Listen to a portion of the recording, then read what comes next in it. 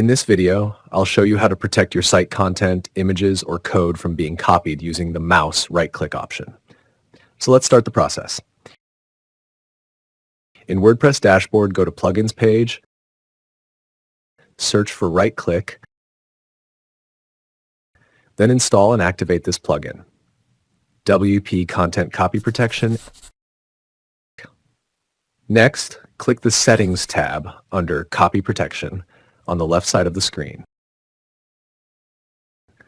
This will open the settings page. Confirm all these three options are enabled. Here you can type the message you want to show when someone right-clicks on your site. Click the Save Settings button to apply the changes. And done. Now right-click on your site to confirm it's disabled. You'll see the alert message pop up when someone tries to copy content. With this, we come to the end of the video.